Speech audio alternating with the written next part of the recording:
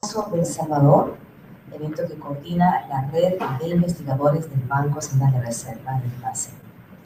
Preside el evento Dr. Óscar Cabrera, presidente del Banco Central de Reserva. Máster René Maldonado, coordinador del programa del Centro de Estudios Monetarios Latinoamericano CEMLA, expositor invitado. Licenciada Xiomara Hurtado, jefa del Departamento del Sector Externo del Banco Central y expositora de esta mañana también. Ingeniero Carlos Sanabria, jefe del Departamento de Investigación Económica y Financiera. De inmediato escucharemos las palabras de apertura a cargo del doctor Cabrera.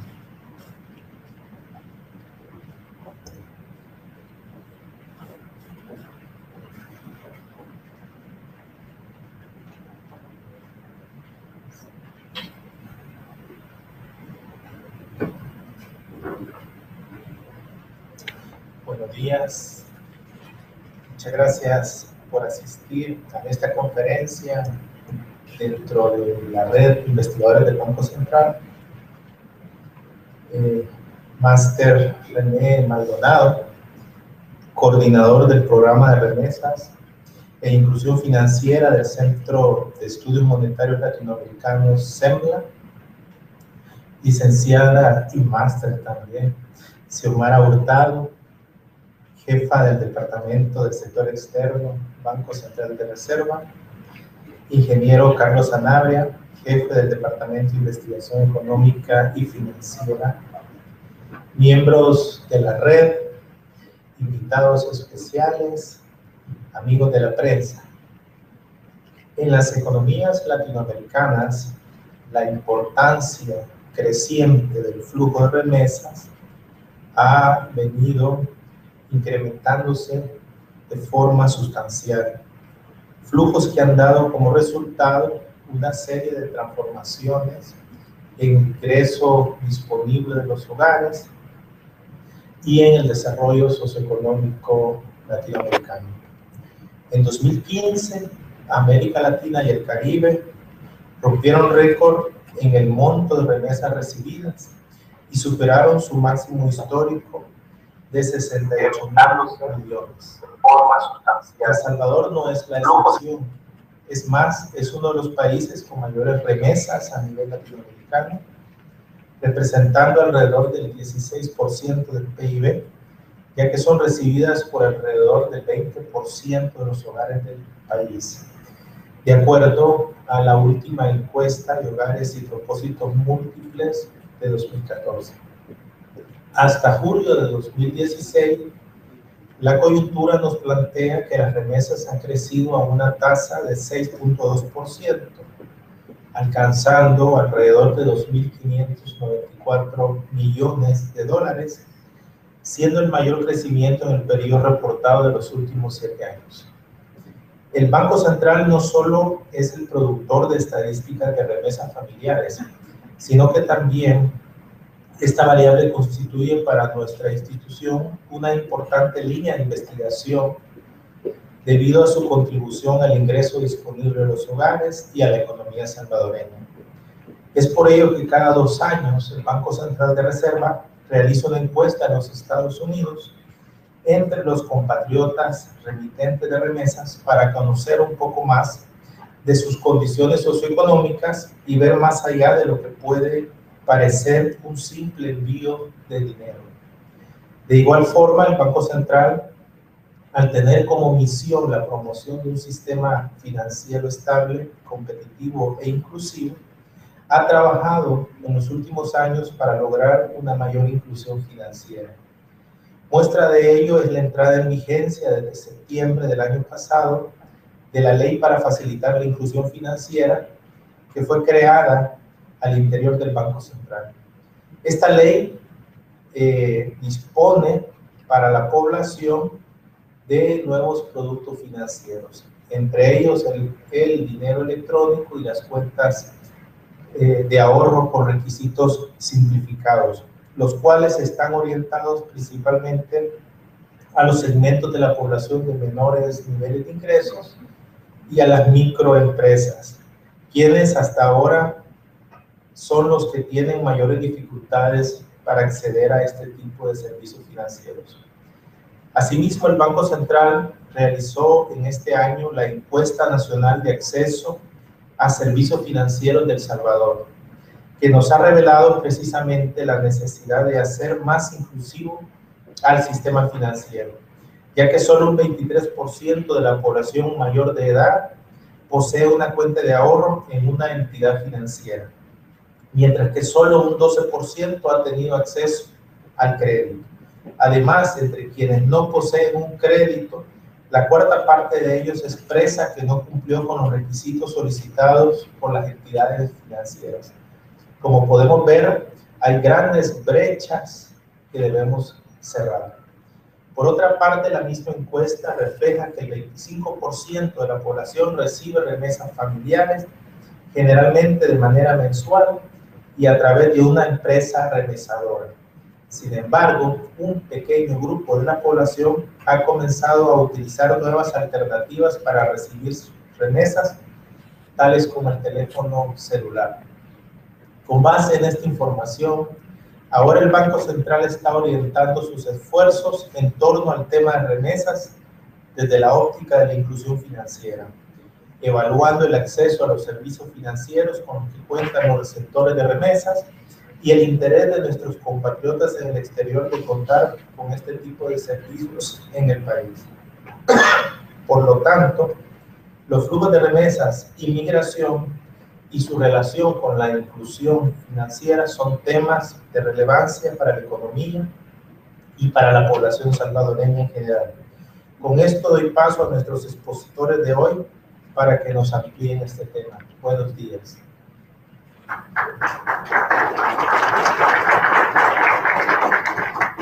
Así es que quienes presiden la mesa pueden pasar al frente si lo desean. Y les recuerdo que al inicio les fue entregado una hojita para formular sus preguntas. En su momento se les pedirá. De lectura a los currículums de los dos expositores. Máster René Maldonado. Es licenciado en Economía por la Universidad Católica Boliviana. Posee una maestría en Administración de Empresas por la misma universidad. Además, posee una maestría en Economía y un diplomado superior en Educación Cuantitativa de Políticas Económicas de la Universidad Andina Simón Bolívar. Actualmente se desempeña como el coordinador del programa de remesas e inclusión financiera del Centro de Estudios Monetarios Latinoamericanos CEMLA. Ha sido coordinador del programa de medición de remesas del Fondo Multilateral de Inversiones del Banco Interamericano de Desarrollo CEMLA y además encargado del programa de implementación del sistema de pagos en el Banco Central de Bolivia. Ha sido analista en la Subgerencia de Análisis y Normas y consultor para la implementación de la Ley de Control Gubernamental de Bolivia.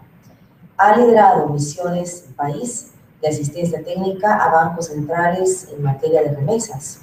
Ha realizado más de 28 publicaciones, dentro de las cuales se pueden mencionar las remesas a América Latina y el Caribe en 2015-2016, acelerando su crecimiento, simplificar agregando o entender separando, descomposición y comparación de las series de tiempo relacionadas a la migración de Brasil, arbitraje cambiario en los flujos internacionales relacionados a la migración. El currículum de la licenciada Xiomara Hurtado es licenciada en Economía por la Universidad de El Salvador, posee una maestría en Economía del Instituto Tecnológico Autónomo de México. Actualmente ejerce como jefa del Departamento del Sector Externo del Banco Central de Reserva. Además es catedrática del ICA de FEPADE y forma parte de la lista de expertos de estadísticas de balanza de pagos del Fondo Monetario Internacional. A continuación se realizará entonces la exposición de las dos presentaciones con nuestros conferencistas de hoy.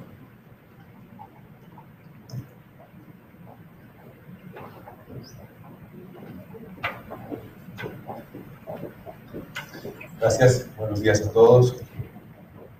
Voy a empezar agradeciendo al presidente del Banco Central de Reserva, el doctor Oscar Cabrera, a la licenciada Xiomara Hurtado, jefa del Departamento del Sector Externo, al ingeniero Carlos Navia, jefe del Departamento de Investigación Económica y Financiera, a todos los colegas de Redivacen que están acompañándonos hoy día, a los invitados asistentes en general, por el interés que muestran en este tema y su participación en este evento. Como el presidente mencionaba, el tema de las remesas es muy importante no solamente para El Salvador, sino para toda la región. Y es así como el BITFOMIN, SEMLA y los bancos centrales hemos estado preocupados por este tema en los últimos 10 o 15 años, con más énfasis en las remesas como un componente de la balanza de pagos. En principio, llevamos a cabo un programa que es mejorar la medición de las remesas para mejorar el dato que se publica en este rubro de la balanza de pagos, de manera que este pueda ser comparable entre los diferentes países. Y a partir de eso surgió un nuevo programa que era la aplicación de los principios generales para las remesas internacionales. Esos principios generales buscaban hacer más seguras y más eficientes estas transferencias, de manera tal que los costos también pudieran abaratarse y mejore la recepción neta de las remesas en los países de la región. Pero esos programas hace un par de años ya habían llegado a un momento muy maduro. Todos los países de la región prácticamente tenían sistemas de medición muy avanzados. Habíamos mejorado todos los datos que se tenían, eran comparables y a nadie podía decir que los bancos centrales no estaban calculando correctamente estos datos. Y surgió una preocupación nueva, una preocupación adicional a partir de los bancos centrales y su observación de que la inclusión financiera también era algo que estaba interesándonos a nosotros por temas de estabilidad financiera, por temas de que esto es un instrumento para luchar contra la pobreza y mejorar el desarrollo de las familias en cada uno de nuestros países. Entonces, en este marco, a partir del año pasado, finales del año pasado, lanzamos un nuevo programa que es el de remesas e inclusión financiera. Este programa tiene dos componentes básicamente. Uno es mejorar el marco regulatorio de los países que está relacionado con la inclusión financiera para permitir que las personas que reciben remesas o aquellos que las envían puedan tener mejor acceso, tengan servicios y herramientas del sistema financiero adecuadas a la forma que tienen ellos de actuar, a los ingresos que generan y a las necesidades que tienen tanto en el exterior como en los países.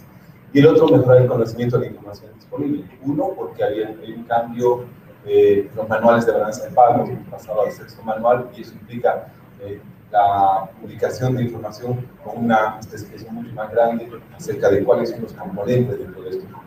Se cambian algunas cosas que son importantes llevar a cabo, pero además porque la información disponible también es un instrumento importante para que el sector privado pueda hacer análisis del mercado y pueda ofrecer servicios y productos financieros adecuados a este sector.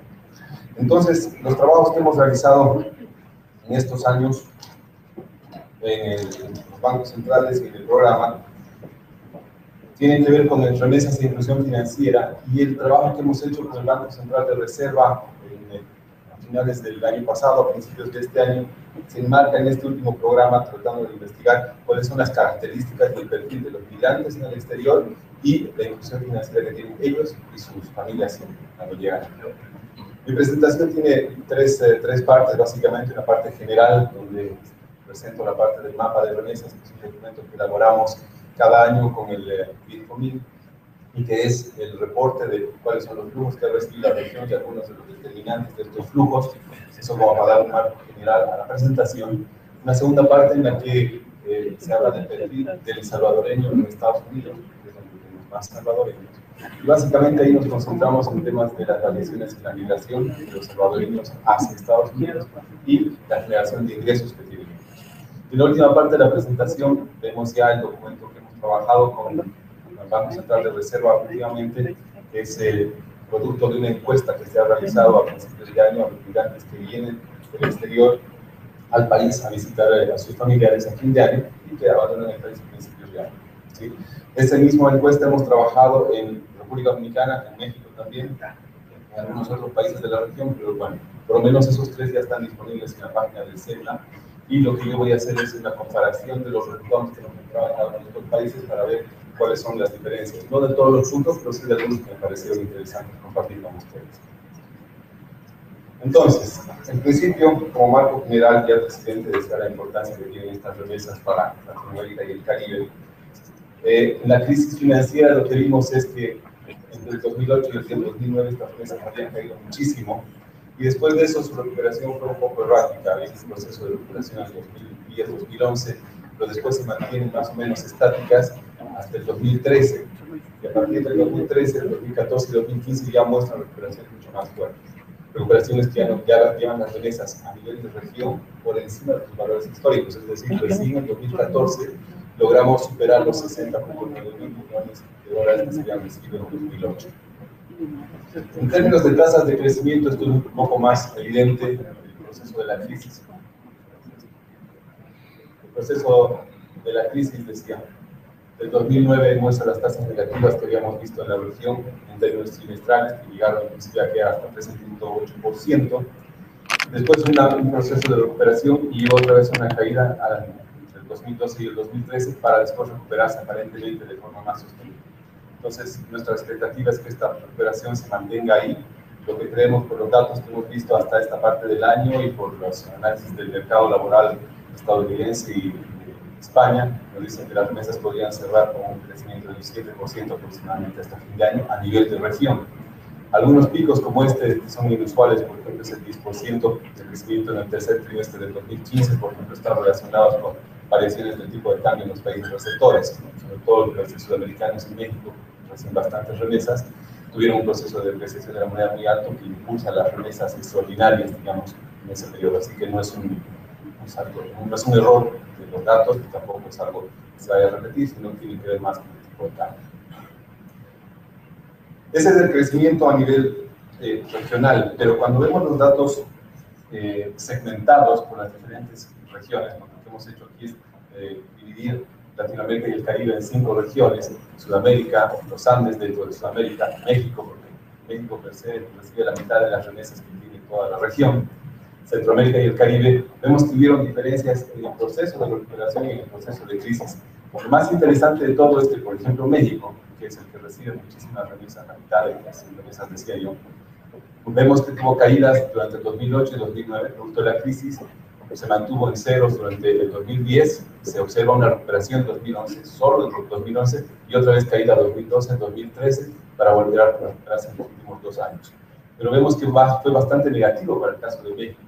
Sin embargo, Centroamérica, que es esta línea un poco más clara, vemos que la única caída que se observa es en el 2009, y después del 2009 las tasas de crecimiento de las remesas que recibió Centroamérica siguieron siendo tan fuertes como las que teníamos antes de la crisis. Es decir, no le afectó. Entonces, al principio, cuando estábamos tratando de describir este fenómeno en el 2010 y el 2011, era muy difícil para nosotros entender por qué Centroamérica seguía creciendo mientras un país como México caía, sobre todo porque los migrantes mexicanos y los centroamericanos están en el mismo lugar, están todos en Estados Unidos. Vamos a ver más adelante por qué se había producido eso, que es muy interesante con los datos que tenemos de la encuesta nueva. Entonces, un poco para entender eso, lo que hacemos es el análisis de los determinantes de las remesas en las diferentes regiones. Para el caso de Centroamérica nos interesa sobre todo el empleo y la fuerza de trabajo en Estados Unidos. En este gráfico, por ejemplo, esta es la parte del desempleo, la línea roja, y fue bastante grande durante el periodo de la crisis y después ya se mantiene por abajo. Y lo más interesante es la fuerza de trabajo, el total de trabajadores que existen en la economía. Solamente cae en el primer trimestre del 2011 y después se mantiene en valores positivos. Entonces, ¿qué pasa? En México estamos viendo que caen las remesas, pero la fuerza de trabajo total de los migrantes en Estados Unidos siempre positiva.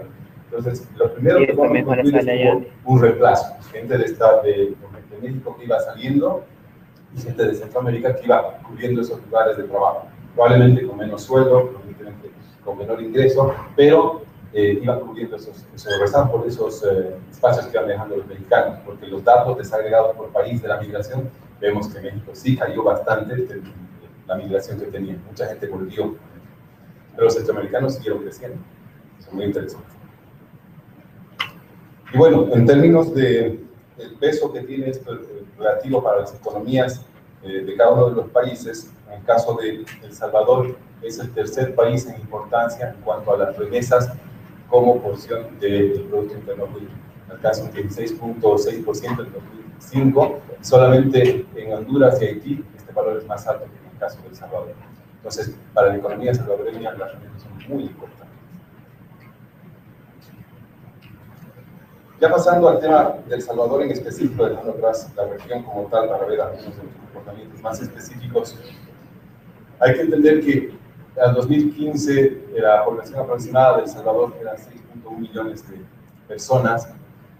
En Estados Unidos hay el equivalente al 34% de la población total de El Salvador. Es decir, un tercio, el equivalente a un tercio de la población total de El Salvador estaría en Estados Unidos, 2.1 millones de personas. Entonces es un tamaño enorme, sobre todo considerando que la mayor parte de esas personas están en edad de trabajar, entre 64 a 65 años. Obviamente, el primer lugar donde se van estos migrantes a Estados Unidos, donde radican 1 de cada 9 salvadoreños, y algunos otros destinos como Canadá, Guatemala, Costa Rica e Italia son menores, en porcentajes más pequeños. Así que nos concentramos básicamente en Estados Unidos como el destino principal de los salvadoreños. En cuanto al sexo de los género de los migrantes en Estados Unidos, más o menos están repartidos igual, aunque a 2015 se veía un poco más de hombres que de mujeres en Estados Unidos, 51.7% hombres y 48.3% mujeres. Estos migrantes envían remesas equivalentes en 2015 a 4.270 millones, el 90% viene de Estados Unidos, coherente con la migración que tenemos allá, así que esas son las cosas que hemos estado viendo. En los últimos 5 años las remesas han crecido 17.7%, eso quiere decir un crecimiento anual aproximado del 4.3%, bastante alto. Algunos países crecieron un poco más, como algunos otros centroamericanos, pero es un crecimiento muy alto comparado con lo que se ve en el resto de la región. No solamente de los países que son como México y demás, sino también inclusive de los países caribeños y de Sudamérica. Entonces decíamos la migración. Este es el total de los migrantes que hay en Estados Unidos. 1.3 millones de migrantes salvadoreños viven allá. Sobre los cubanos se les acerca un poco, con 1.2 millones de migrantes allá, pero son el primer país en Centroamérica, de los países centroamericanos, que tienen migrantes acá. La más grande población de migrantes de Centroamérica es El Salvador. Y a nivel del total regional o a nivel del total de los migrantes en Estados Unidos es el quinto, solamente lo superan México, que obviamente es el más grande, China, India y Filipinas. Después de esos 4, El Salvador es el que tiene más migrantes en Estados Unidos, una cosa muy importante en todos los sentidos.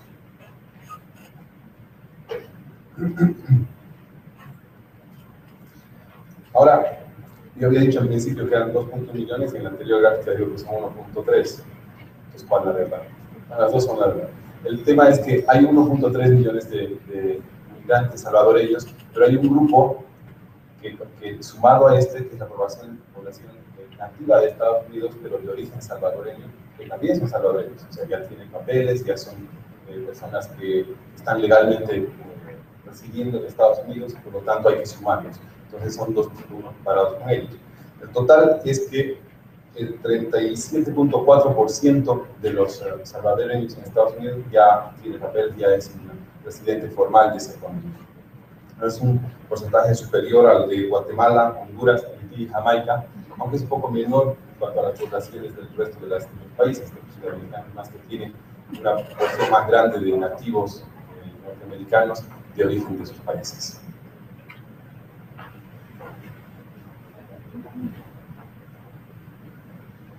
¿Cómo evolucionó el crecimiento de estos migrantes en Estados Unidos? Aquí algo interesante también es que siempre siguen creciendo. Justo lo que hablábamos cuando estábamos viendo la gráfica de por qué los países centroamericanos habían seguido creciendo sus remesas mientras México caía. Y México tiene un cuadro totalmente diferente, de puras caídas en la crisis del 2008, que se recupera un poquito el anterior año y un poquito más en 2015. Pero aquí vemos que todos los años creció, a excepción de este pequeño año que tiene una queda muy pequeña, pero el resto siempre sigue creciendo, probablemente reemplazando los trabajos que venían liberando los mexicanos. El crecimiento promedio de las personas en Estados Unidos es del 3.85%. Ese crecimiento es superior al crecimiento demográfico del país. Eso quiere decir que cada vez hay una porción más grande de salvadoreños en el exterior de los que van acá. Poco a poco, ahí va creciendo más el porcentaje de salvadoreños en el exterior. Ya había mencionado esto, pero el 88% de estos migrantes están en edad de trabajar, están entre 15 y 64 años. Es una porción mucho más alta de la que se observa en el resto de los países de la región, más alta inclusive que los migrantes de toda Latinoamérica, que tienen un promedio de 81%, perdón, y es más alta que el promedio de migrantes en general, incluyendo indios, chinos y filipinos en Estados Unidos, que tienen un 79% de personas en edad de trabajar. Eso nos dice que la migración de salvadoreños están allá básicamente a trabajar. ¿Sí? También se observa una gran concentración de salvadoreños en algunas pocas entidades norteamericanas. El 72% está en estos 5 estados de Norteamérica. Muchos están en California. El 32.9% de los migrantes residen en California, el 15.2% en Texas y el 8.3% en Nueva York. Son los principales destinos de los migrantes, hay una alta concentración. Y, aunque parece un cambio de tema radical, voy a hablar un poco de la propiedad, dónde viven estos migrantes. Estos son los datos de la encuesta de hogares norteamericanas. Nos dice que estos migrantes, el 40.4% viven en viviendas de su propiedad. ¿Sí? Muchos de ellos, evidentemente, el 80.6% de ese 40.4% tienen todavía una hipoteca que pagar por la casa, pero 40.4% de los hogares son propios.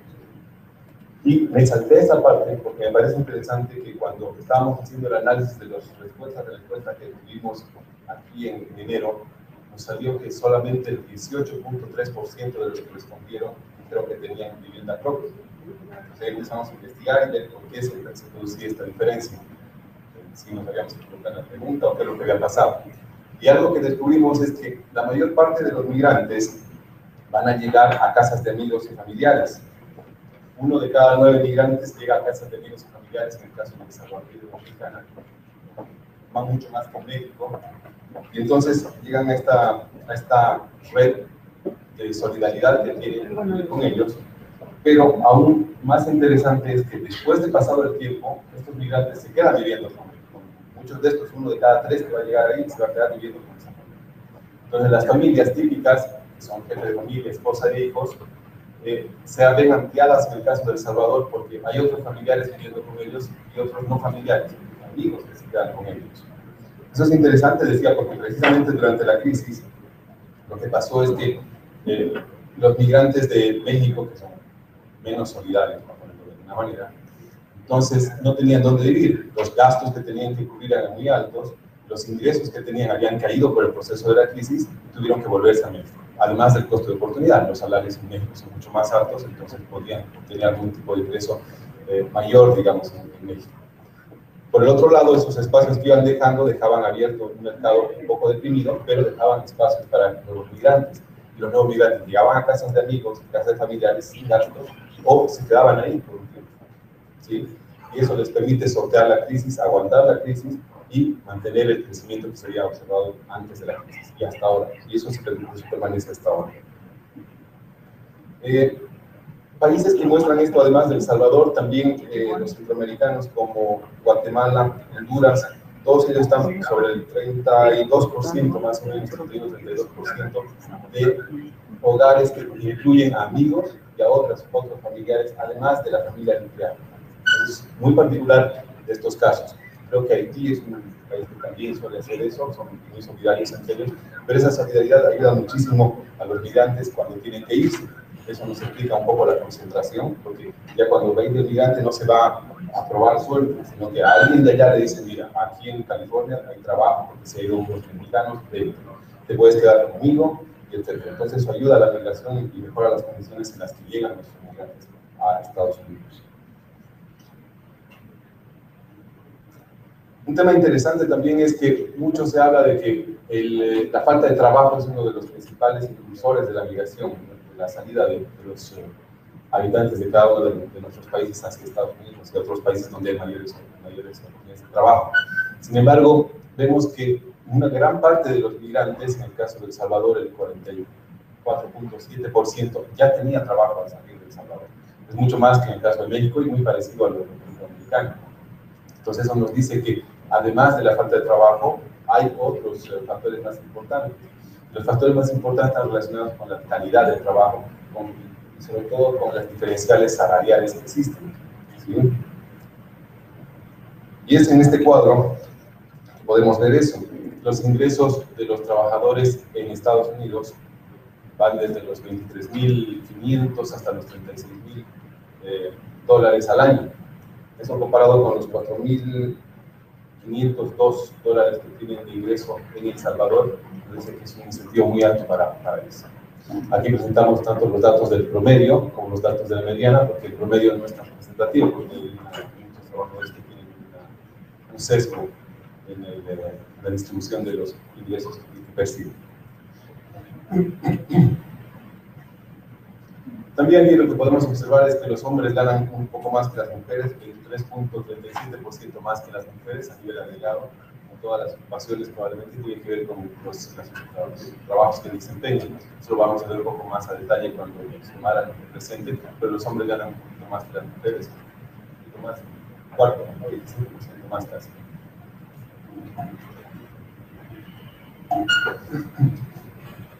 Y bueno, el agregado de estos ingresos que habíamos visto, o sea, la suma de todo lo que ganan los migrantes en el exterior, nos da 28.663 millones de dólares al año, eso para el 2014. Eso comparado con el PIB nacional, que es de 25.059 millones, nos muestra que los migrantes están produciendo más que el PIB del país, en términos de ingreso agregado de todos los migrantes. Por eso es tan importante la comunidad migrante en el exterior, por eso es tan importante entenderlos y tratar de ayudarlos a mejorar sus condiciones para que puedan volver, para que puedan seguir generando estos recursos y que eso se convierta en un poco más de desarrollo en función a que les ofrezcamos mayores oportunidades a través de la inclusión financiera, por ejemplo.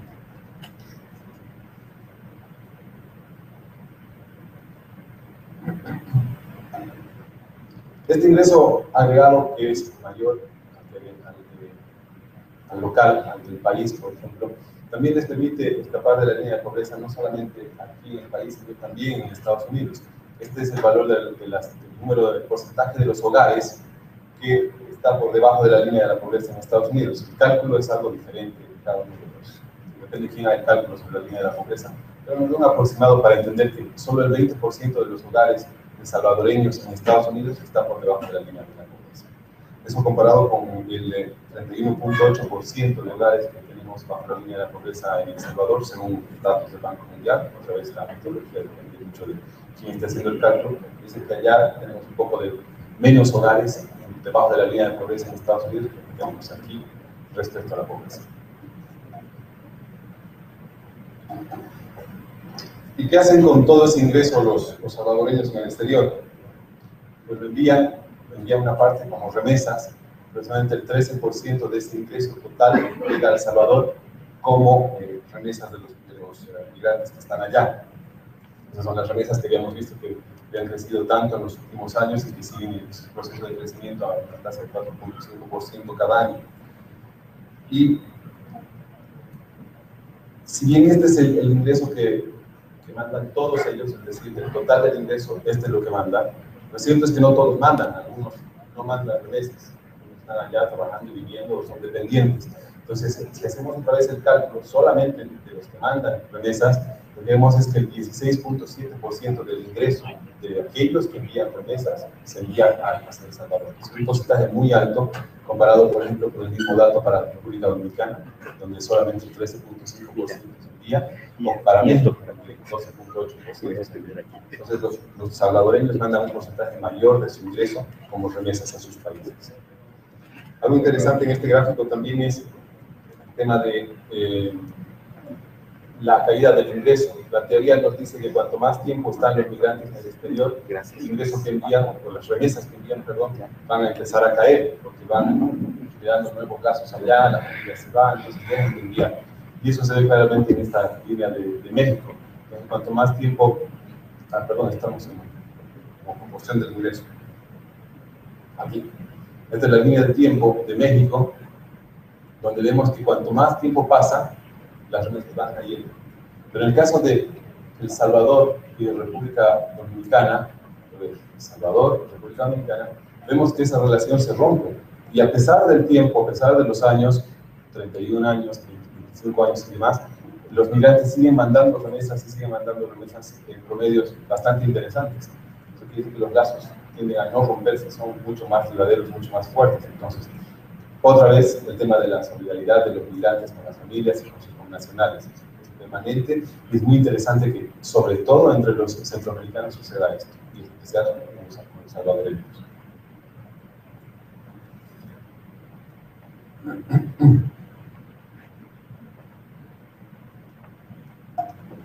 ¿A quiénes mandan las remesas? Esta es la frecuencia en la que los que nos respondieron a las encuestas, las personas que llegaron a El Salvador nos dijeron que mandan remesas. No es el monto que mandan, sino las veces que nos dijeron que mandan remesas.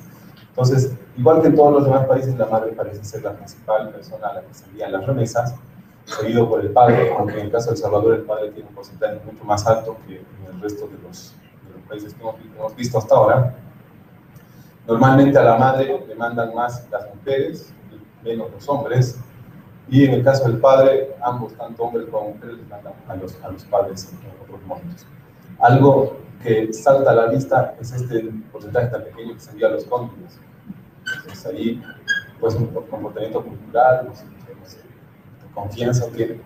Pero hablando un poco también con la gente, lo que parece ser es que hay muchas familias ya, muchas parejas que están ya en el exterior. O sea, hay procesos de reunificación. Entonces se ve el esposo o la esposa y después trae al cónyuge allá, y por lo tanto los envíos son menores al cónyuge, y estos dejan los hijos normalmente con los hermanos, con los tíos, ¿no es cierto? Y por eso vemos que el porcentaje para que envío a los hermanos es 32.7%, es muchísimo más alto del que se observa en los otros países. Son costumbres muy claras que siguen los salvadoreños en contraste con lo que se observa en los demás países. Ahora, Xiomara nos va a mostrar más un rato un poco más detallado esto, pero lo cierto es que aunque se menciona muchas veces a la madre, las remesas que recibe la madre son menores, porque si bien todo el mundo le manda a la madre, no le manda todo el tiempo, sino que le manda 2, 3, 4 veces al año, y más bien son los hijos y los cónyuges los que reciben más remesas. Entonces, he hecho un cálculo en el estudio de cuántas remesas anuales recibiría cada una de estas figuras, y los que más reciben son los hijos y los cónyuges.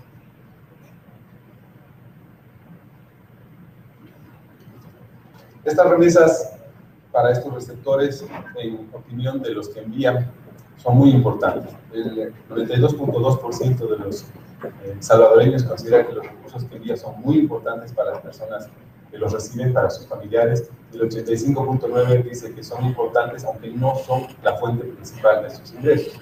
Es por eso que el envío no es permanente, no es constante, sino que va acompañado de algún trabajo que estén realizando. La remesa promedio que nos da para el caso de El Salvador es 489, más o menos, 441.8 dólares por mes. Ese es haciendo los datos, ajustando un poco en función de que algunas remesas vienen quincenales y otras vienen mensuales. Por ejemplo, el 56.3% vienen mensuales, el 33.3% vienen quincenales. Entonces, haciendo ese ajuste nos da una remesa promedio de 441.8 dólares por mes. Vemos también que esta importancia es muchísimo más alta desde el punto de vista de los que envían las remesas que la que se le otorga en el caso de México y de República Dominicana. Ya terminando un poco para qué se envían las remesas. Creo que todo el mundo sabe que las remesas sobre todo se envían para manutención, para los gastos diarios, para los gastos corrientes de la casa, y eso es así en todos los países, en México, República Dominicana y El Salvador. Sin embargo, en El Salvador salta también a la vista que el motivo salud y el motivo educación son muchísimo más altos que en Dominicana y en México. Eso es interesante porque normalmente los hombres mandan mucho más, mencionan mucho más, envían remesas para temas de salud, y las mujeres para la educación. Que si salgan adelante, probablemente los hombres están a cargo de la salud de los padres y cosas por el estilo, entonces mandan más cosas para eso. Y otra cosa que también resalta aquí son estos otros dos valores, que son muchísimo más altos en el caso de El Salvador que en el caso de México y República Dominicana. Y eso es para los arreglos de los inmuebles propios o los inmuebles de los familiares. Entonces los salvadoreños mandan mucho más para eso que el resto de los migrantes que hemos observado hasta ahora. Quiere decir que planean en algún momento volver a su país, entonces quieren mantener la casa de la familia o la casa propia que dejaron aquí para que en algún momento cuando vuelvan puedan llegar a vivir. Entonces destinan un poco más de recursos.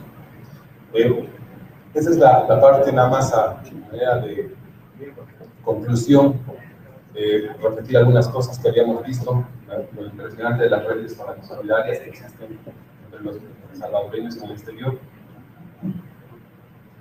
por la que no solamente llegan a vivir con ellos, sino que se mantienen viviendo con ellos, lo cual les ha permitido sortear la crisis financiera que en 2008-2009. Eso también provoca alta concentración, pero mejores oportunidades de trabajo cuando llegan a Estados Unidos. Que la falta de trabajo no es la única razón por la que se migra, sino las mejores condiciones que tienen los trabajos en Estados Unidos comparados con El Salvador, sobre todo la diferencia salarial. Que el ingreso de estos migrantes es muy importante para el país en términos no solamente de que el ingreso total supera el PIB, sino también porque es 4.8 veces más grande el ingreso per cápita, el ingreso de cada uno de los salvadoreños que está allá con relación al ingreso de los salvadoreños que tenemos en El Salvador.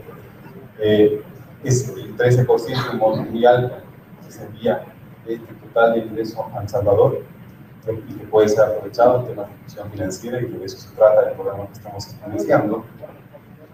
Que los principales beneficiarios, como lo hemos visto, es el padre y la madre, pero no son los principales, los que más envían, pero no son los principales receptores del total de ingresos comunitarios. ¿Sí? Y la importancia de estos ingresos para estas familias que las reciben. Sin esos ingresos, probablemente su calidad de vida disminuiría bastante. Finalmente, que los envíos se realizan para manutención, pero que resalta el hecho de que los migrantes salvadoreños envían también para salud, educación y para la reproducción, como una muestra, digamos, de que ellos quieren volver, en el caso de los inmuebles, que les interesan más allá también el desarrollo de sus familias. Y bueno, esa es la parte primera. Gracias.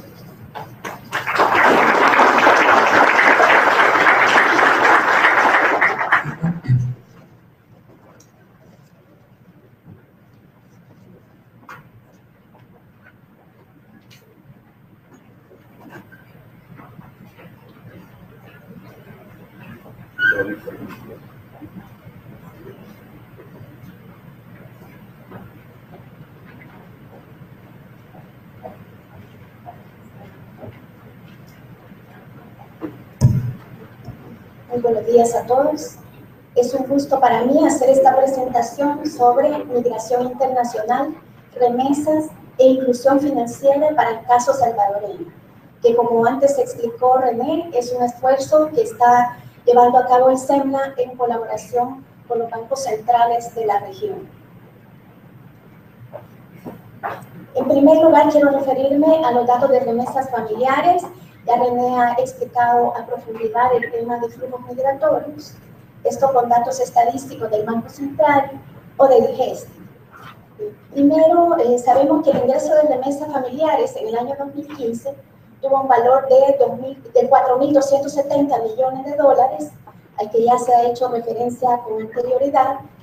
Ese año tuvimos un crecimiento de 3.3%, que se fue fortaleciendo en la medida en que avanzó el año, ya que los 2 primeros trimestres del año pasado crecimos a tasas menores al 2% y al final de año terminamos el último trimestre con una tasa superior al 6%. Esos flujos, como se ha apuntado con anterioridad, equivalen al 16,5% del Producto Interno Bruto, que es un dato bastante común, muy conocido, pero que refleja a cabalidad la importancia que tienen las remesas familiares en nuestro país. Además, somos de los principales países receptores de remesas a nivel mundial. Con datos del Banco Mundial, vemos que somos el país número 13 como receptor de remesas en el mundo. Entonces, no solo somos importantes en la región latinoamericana, sino también en el mundo.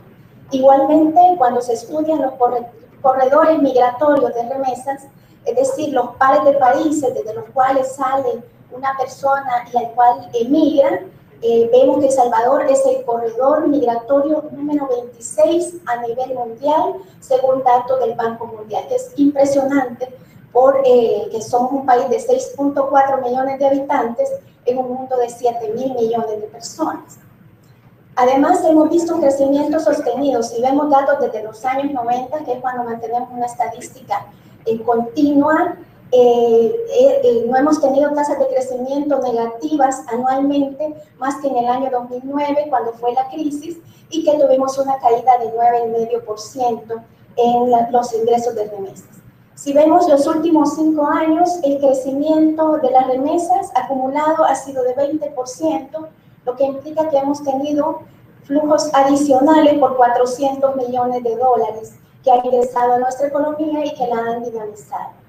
Además, las remesas mejoran los niveles de vida de un número importante de hogares salvadoreños. Según las encuestas de hogares de propósitos múltiples, 20.4% de los hogares del país reciben remesas.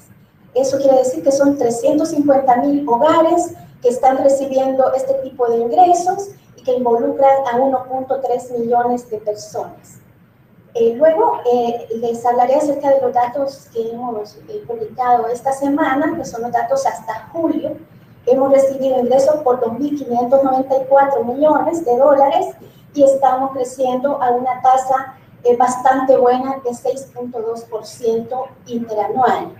Eso se compara con otros países de la región, como Honduras y Nicaragua, que están creciendo un poquito menos que nosotros. México está creciendo al 9%. Guatemala sí tiene una tasa bastante elevada en los últimos años, que anda por el 14% en el último dato publicado para 2016. En cuanto a los pagadores de remesas en El Salvador, los bancos están pagando la mitad de las remesas. Las federaciones microfinancieras y otras empresas están pagando 45.3% del total. También tenemos medidos los traslados mediante personas, es decir, el dinero que llega en efectivo hasta nuestra economía, que es un 3.3% del total, y las recargas a teléfonos celulares que están siendo pagadas en el exterior, que actualmente pesan 0.8% de las remesas registradas. Así que el año 2015 tuvieron un valor de 30 millones de dólares, que resulta bastante impresionante también. Bueno, estos resultados tan importantes que estamos viendo hasta el momento, en el año 2006, están relacionados con las migraciones. Ya el experto René Maldonado presentó los datos de migrantes en Estados Unidos que nosotros tenemos. Si vemos los últimos 5 años, hemos tenido migraciones, según esos datos, de alrededor de 166,000 personas, que nos da una razón promedio de 33,000 personas anuales. Y entonces eso está reforzando las remesas familiares, obviamente. Además, tenemos una evolución positiva del desempleo hispano en Estados Unidos. La tasa de desempleo hispano de Estados Unidos es de 5.4% a julio de este año y se ha reducido casi en un punto porcentual respecto al cierre del año pasado. Entonces, eso también nos está dando fortaleza en las remesas familiares. En los últimos meses hemos visto alguna desaceleración en el dato de remesas de este año, que podríamos asociar al hecho de que las personas se están reinscribiendo al estatus de protección temporal, y eso les implica salidas importantes de dinero, que son cerca de $500 por cada persona que está inscrita en el TPS. Y ellos por lo general son remitentes de remesas familiares. Pero esas retracciones que se tienen cuando hay reinscripción del TPS son temporales, solo duran algunos meses, por lo tanto esperaríamos recuperar o que se mantenga después el ritmo inicial que tuvimos este año. Pero de momento estamos con el crecimiento de 6.2%, que es muy bueno, como antes he mencionado. Entrando a los detalles de la encuesta que hemos realizado en conjunto con el SEMNA, esta fue realizada a principios de año. Entre el 4 y el 20 de enero de 2016, el levantamiento se llevó a cabo en el aeropuerto internacional nuestro, y la población entonces son salvadoreños no residentes que visitaron el país. Entonces hay que tener mucho cuidado en interpretar los resultados, porque se refiere solo a un segmento de la población nuestra que reside en el exterior.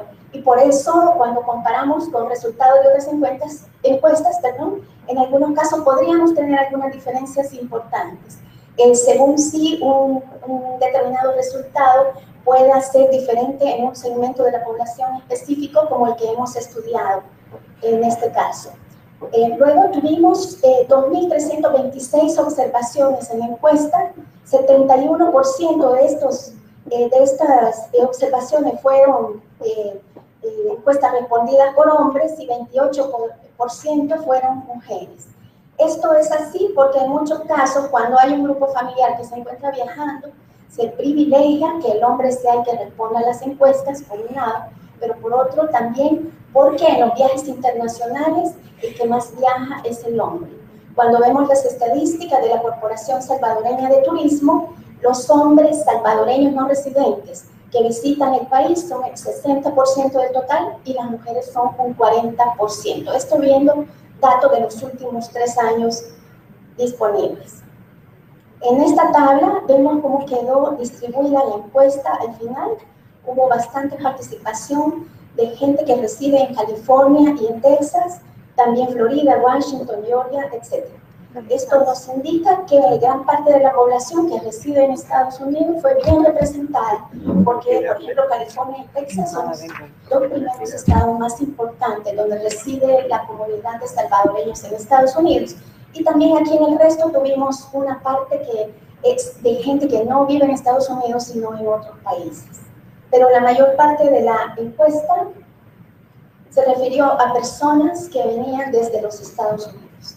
Entrando a los resultados, vemos primero estas estructuras por edades. En este caso se presenta solo el dato de remitentes de remesas, que fueron el 98% del total de la muestra. Entonces vemos que hay una gran concentración de más del 50% en la gente que tiene entre 30 y 42 años, 31 y 42 años. Y una tercera parte en personas que tienen entre 43 y 55 años de edad. Una gran concentración en esos 2 segmentos, en esos 2 rangos de edades que nos indican que está relacionado con el hecho que nuestra población es bastante joven, ¿no? No obstante, cuando vemos estos datos para toda la población que reside en los Estados Unidos, estos 2 extremos pesan un poco más.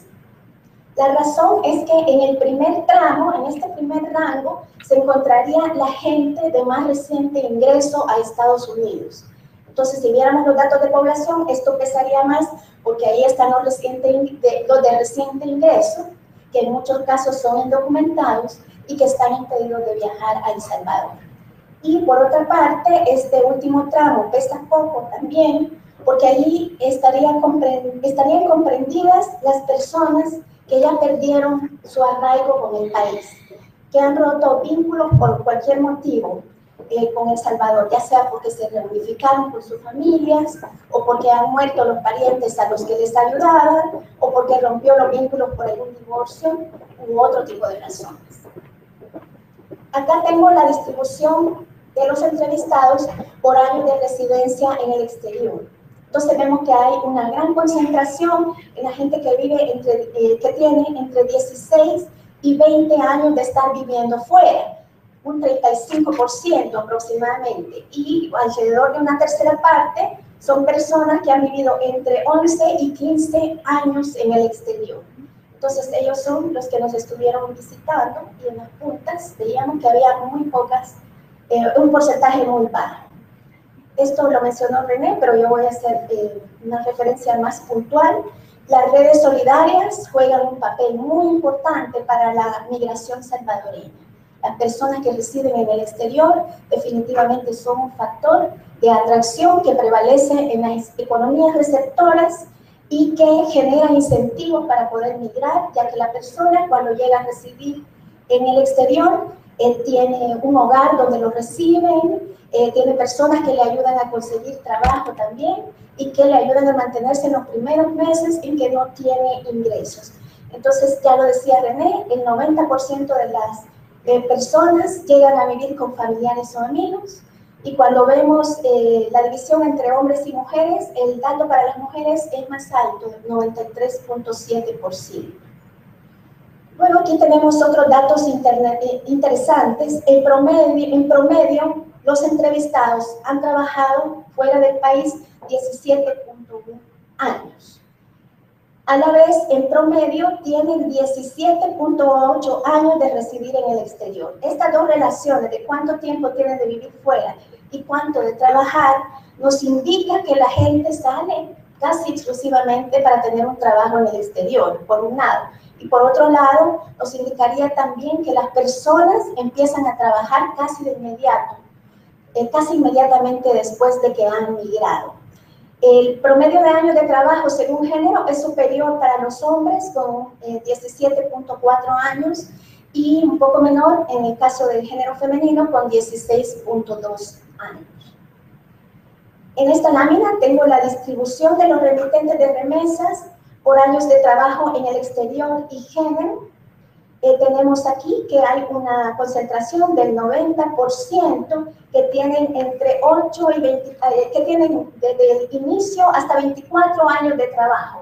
Entonces hay bastante concentración, un poco menor en el caso de las mujeres para el último tramo que va de los 21 a los 24 años de trabajo en el exterior.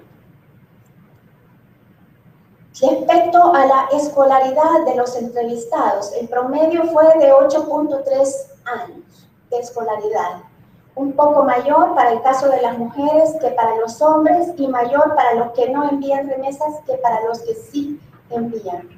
En otras encuestas, la escolaridad en promedio de manera consistente nos ha dado un poco superior a la que observamos aquí. Es alrededor de los 9 años, 9.2 años en nuestra última encuesta. Entonces, eso puede deberse precisamente al segmento de población que ha sido entrevistado, ya que los de migración más reciente tienen un mayor grado de escolaridad que los que emigraron hace ya varias décadas. También tengo aquí la distribución según el grado de escolaridad. Los que envían remesas son la línea negra, entonces veamos que hay una gran concentración en gente que ha estudiado bachillerato. De hecho, en las investigaciones que hemos realizado, la moda de la edad al emigrar son los 17 años actualmente, que es justo después de haber terminado el bachillerato. La secundaria y la primaria tienen alrededor del 20%, y tenemos aquí los que han estudiado más allá del bachillerato, un 3.2% de los que envían remesas con carrera técnica y un 3.1% la licenciatura o posgrado. Entre los que no envían, esos porcentajes son mayores. Y en las, bueno, tenemos también un 5.1% de personas que no tienen ningún grado de escolaridad. Ahora, cuando vemos estos datos para la población en general, los que no tienen ningún grado educativo son un poco menos que este 5.1%, y los que tienen carrera técnica, más allá del bachillerato, son alrededor de un 12%. Eso también, esa diferencia también puede atribuirse al segmento de la población que ha sido entrevistado. De hecho, algunas estadísticas del Banco Mundial nos dicen que el 20% de las personas que han tenido educación universitaria se encuentran residiendo fuera del país, que es un porcentaje bastante alto.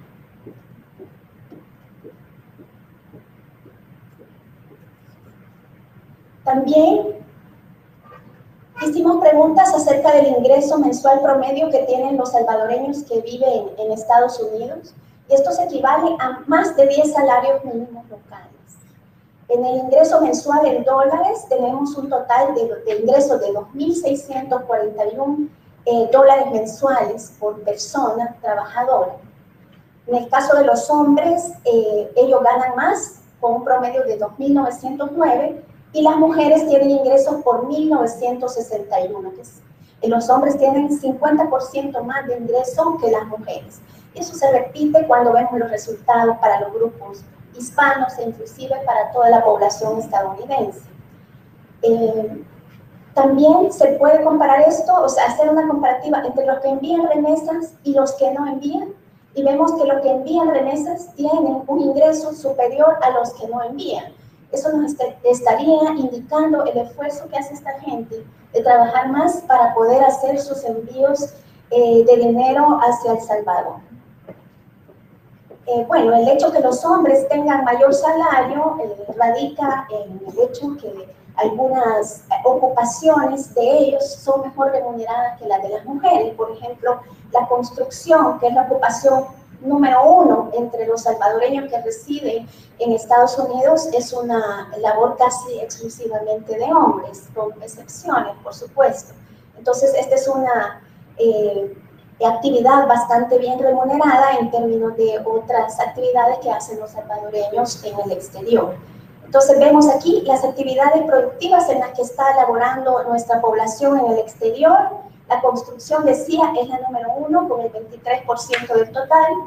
Le siguen datos que todos conocemos, pero aquí tenemos un dato puntual estadístico: los restaurantes, la limpieza, cuando son empleados de tiendas, por ejemplo, en almacenes o en farmacias o algunos supermercados, las fábricas, que dicho sea de paso, esto tiene un peso de 8.4%. Si nos vamos a las encuestas que ha hecho el SR, que empezaron allá por el año 2005, al inicio la industria tenía una participación más baja que ha ido creciendo con el tiempo y que tiene más porcentaje en los últimos años.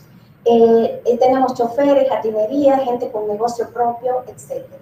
Ahora aquí tengo señaladas estas 3 flechitas que nos indican aquellas actividades en las que hay una mejor remuneración. La gente que tiene negocio propio es la que tiene ingresos más altos, con un promedio de $5,000 mensuales. Y le siguen los choferes, donde contaríamos la gente que maneja vehículos pesados, que también es muy bien remunerada esa actividad, anda como por los $17, $18 por hora. Y los operadores de maquinaria con $3,596 de ingreso medio. Y las que tienen menores remuneraciones son las que tenemos con la flechita del lado izquierdo: los restaurantes, la gente que trabaja en limpieza y el cuidado de personas, donde estamos contando las niñeras o gente que cuida ancianos. También algunas enfermeras están acá, pero no son la parte principal. Entonces ellos son los que tienen menos remuneración, pero la gente que trabaja en limpieza es la que tiene el ingreso más bajo, con $1,807 por mes, y que es una de las principales ocupaciones de las mujeres, ¿no? La parte de limpieza. Luego, revisamos las remesas familiares. Esta es la periodicidad, más bien la frecuencia con la que se están enviando remesas. Al igual que las encuestas que hace el Banco Central, la periodicidad que se encuentra con más frecuencia es la mensual. Ahí tenemos concentrado el 56% de la población, y la quincenal tiene un 33.3% de los envíos. Entonces ahí tenemos el 89%, y denota también el hecho que estas remesas se envían para manutención de los hogares, y por eso se mandan de manera tan constante. Ya decía que más del 98% de los entrevistados envían remesas. Los montos promedios mensuales en esta muestra fueron de $441. Este es un dato que también debe ser tomado con precaución y que probablemente está un poco enviado al alza por el segmento de la población que hemos entrevistado, ya que otros instrumentos, tanto nacionales como internacionales, nos dan promedios que son un poco más bajos que esto. Es importante ver que la remesa de las mujeres es mayor que la de los hombres, y así nos dan también otros instrumentos de encuestas que se han pasado. La mujer envía más, a pesar que gana menos. Eso significa que está enviando una proporción del ingreso que es mayor a la de los hombres. Luego, también tenemos los montos promedios por envío, que son de $326. Acordémonos que los envíos no solo son mensuales, sino también hay envíos quincenales, semanales y otros. Los envíos mensuales más altos se dan cuando la persona está remitiéndole a hijos, y son aún más altos cuando la persona que está haciendo el envío es una mujer. Las mujeres envían más en promedio de su ingreso. Y otra evidencia es que el nivel de la remesa mensual aumenta en función del ingreso, que es algo que nos predice la teoría, ¿no? Mientras más gana la persona, más envía, aunque sí envía más en términos absolutos, es decir, más valor monetario, pero en términos del ingreso, el porcentaje que está remitiendo del ingreso global va cayendo en la medida en que el ingreso es más elevado. O sea que el esfuerzo de los que ganan menos es mucho mayor que el de los que ganan más. Aquí tengo la remesa mensual promedio según el ingreso. El total es esta línea celeste. Entonces vemos la tendencia creciente de las remesas. Mientras más se gana, más se manda, con una caída en el último tramo que pudiera estar incidida por el hecho de que salieron muy pocas observaciones en ese segmento. Y además tengo la remesa mensual promedio asociada con el número de dependientes económicos de la persona en Estados Unidos. Entonces vimos cuánta gente depende de cada remitente en los Estados Unidos y en base a eso se vio cuál es su remesa promedio y como era de esperarse, mientras más dependientes tiene allá, menor es la remesa que está enviando hacia El Salvador. También exploramos los temas de bancarización. Tenemos aquí la tenencia de cuenta de cheques o de ahorro de los remitentes. Y vimos cuánto de esa tenencia tienen en en el exterior, porque no solo estamos viendo población de Estados Unidos, más del 50% de las personas tienen cuenta de ahorro o de cheques en el país donde se encuentran residiendo, o sea, en el país donde ha emigrado. Ese es un porcentaje alto, pero que nos denota que todavía hay un margen para bancarizar, para que más gente pueda bancarizarse en el exterior. Y de este lado tengo la tenencia de cuenta de cheques o de ahorro de los remitentes aquí en El Salvador. Entonces vemos que de los remitentes solo 14.5% tiene cuentas de ahorro en nuestro país. Ahora, obviamente tendría que ser más alto este porcentaje en el país donde están residiendo. Sin embargo, el problema de que esto sea tan bajo es que la gente que vive en el exterior manifiesta, y esto por resultados de otras encuestas, manifiesta su deseo de ahorrar en El Salvador. Entonces, el hecho de que no tenga una cuenta de ahorros y de que no tenga facilidad para abrir acá, sobre todo cuando estamos hablando de los alimentos de indocumentados, es un problema para no poder satisfacer ese deseo de ahorrar en nuestro país. Entonces, solo 14,5% tienen cuentas en El Salvador. Eso ha dado lugar a que muchas personas ahorren en cuentas de ahorro de terceros. Y eso da lugar a muchos riesgos. Ya hemos tenido evidencia anecdótica en las encuestas que hemos pasado de que hay personas que se gastan el ahorro del migrante. Luego tenemos que el 60% de los receptores entrevistados tienen cuenta de cheques, ahorro u otros en El Salvador.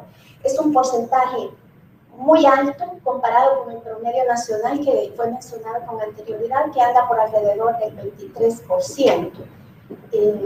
También tenemos otros datos interesantes. El primero, bastante conocido, que el 98% de los receptores poseen un teléfono móvil. El dato de teléfonos móviles del país es bastante alto, incluso el número de móviles supera a la población salvadoreña. Entonces este dato no nos impresiona tanto, pero también el 96.9% de estas personas que son receptoras de remesas tienen internet. Entonces el hecho de que haya una cobertura tan grande de ambos servicios en esta población hace que tengamos buenas posibilidades de desarrollo de algunos instrumentos que hacen uso de estas redes, tanto de telefonía como de internet, para ampliar la inclusión financiera dentro de nuestro país. Luego también tenemos que un bajo porcentaje de los migrantes tiene vivienda propia, según los resultados de esta encuesta. Entonces tenemos por aquí que ellos son propietarios. ¿Quiénes son propietarios de la vivienda? Y nos sale que solamente un 18.3% son propietarios de la vivienda en Estados Unidos y que de estos un 2.8% tiene deuda asociada a la propiedad de esa vivienda. Por otro lado, también se les preguntó que quiénes tienen vivienda acá en El Salvador y en promedio 23.6% de esas personas entrevistadas nos dijeron que tienen una vivienda en nuestro país. Ya conocemos nosotros que es común que en muchas de las colonias nuevas haya migrantes que compran viviendas en nuevas residenciales. Y bueno, hay un gran potencial dentro de este mercado de venta de viviendas a no residentes, ya que 44%, casi 45% de estas personas dijeron que están dispuestos a adquirir una vivienda en El Salvador si ellos tuvieran acceso a un crédito de largo plazo. Entonces tenemos ahí un potencial de negocio. Y otra cosa que nos mencionaron es que un tercio de los entrevistados nos dijeron que estarían dispuestos a aportar recursos para asegurar su retiro en El Salvador. Eso puede estar asociado a que ellos no tienen una cobertura, a que muchos de ellos no tienen cobertura en el exterior y que podrían querer participar en un fondo de pensiones acá en el país. Bueno, también se les preguntó cuáles son los factores que son considerados en la selección del servicio de remesa, es decir, la empresa, cómo selecciona la empresa a través de la cual van a enviar su dinero hasta El Salvador. 46% nos dijo que lo principal para ellos es la rapidez en disponer de ese dinero acá en El Salvador por parte de sus familiares. Es decir, les interesa mucho que la gente tenga su dinero de manera inmediata. También la flexibilidad de horario para enviarla fue muy mencionada con 27%. La distancia que tiene el proveedor hasta los lugares de trabajo o de residencia de remitente tuvo un peso de 13%. La facilidad para mandarlas un 6%. Y vemos que el costo de mandarlas no fue relevante en estas menciones, ya que solo 2,5% de las personas dijeron que el costo es un factor considerado en la selección del servicio de remesas. Eso está asociado al hecho de que un buen porcentaje de la población dice que el costo de enviar remesas es o muy barato o barato. Ahí tenemos al 94 o 95% de la población que cree que ese costo es bajo. Entonces, como lo consideran bajo, no es un factor que van a tener en cuenta a la hora de seleccionar los medios de envío.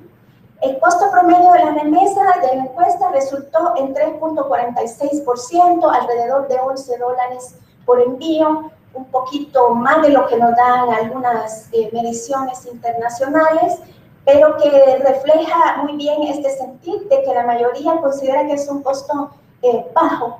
Y de hecho, cuando vemos las comparaciones a nivel mundial, hay otras regiones que tienen un costo de envío que es muy superior al de los envíos hacia El Salvador. Por ejemplo, en Oriente Medio y África anda por el 7,4% y algunos países del Asia tienen cerca de 8% de costo de envío.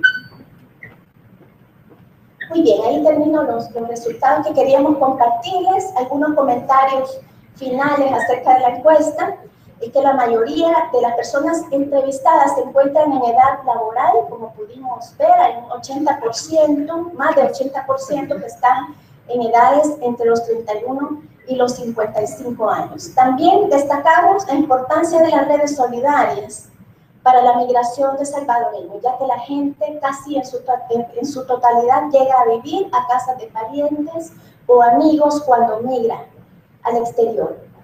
En promedio, los entrevistados han trabajado 17,1 años fuera del país.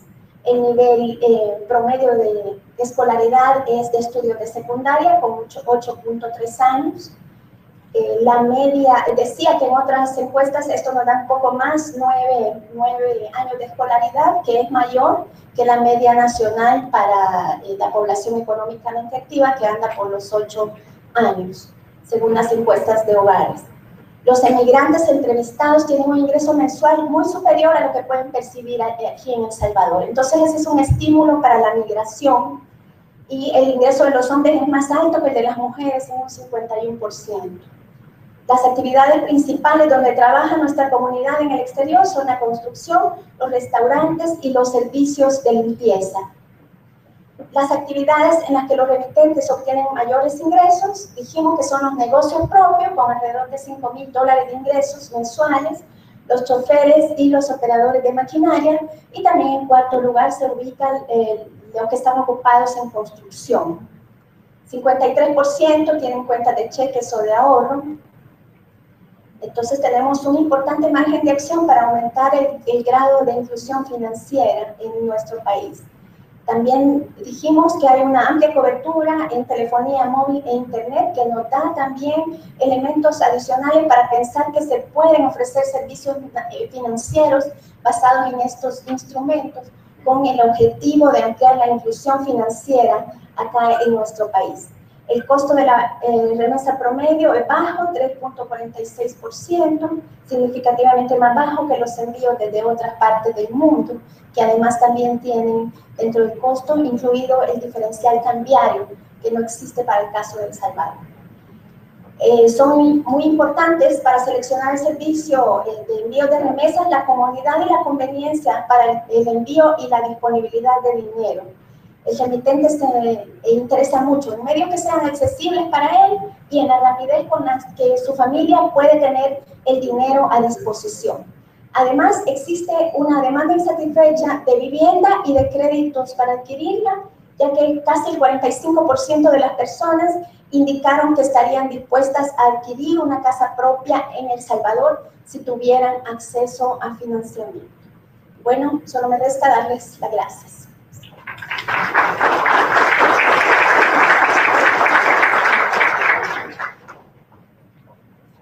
Gracias, invito a nuestros expositores a pasar al frente de la mesa para responder.